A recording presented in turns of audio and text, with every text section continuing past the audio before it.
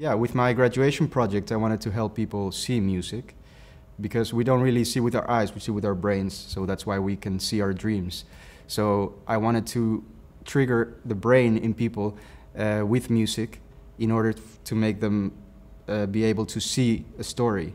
So what I did was I wrote a story and I composed music to it, but left all the images out so that with the music, people could come up with the images in their heads.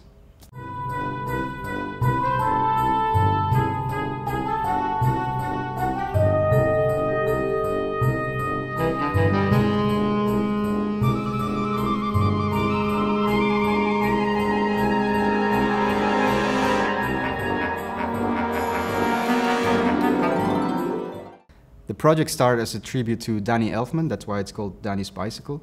He's a composer that composes music for Tim Burton often. So I wrote a story in that style.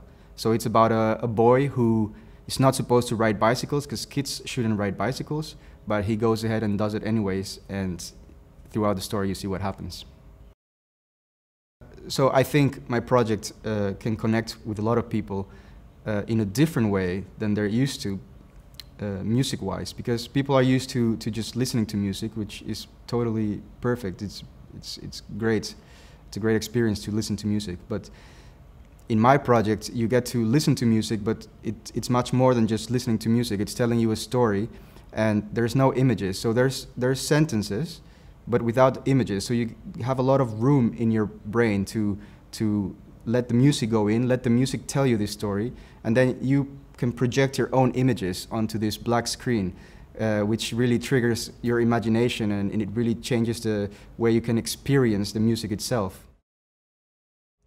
Well, I think my project is directly aiming to develop my field, which is composing for film, because it tries to shed a light directly on the music itself. So composing for films is usually going along a film, visuals, images, of course. But with my project, what I tried to do was isolate the music part, the composing part, and try to still tell a story only using the music. And in this way, I can really get people to focus on what we do as composers, and that's really something that I don't see done so often.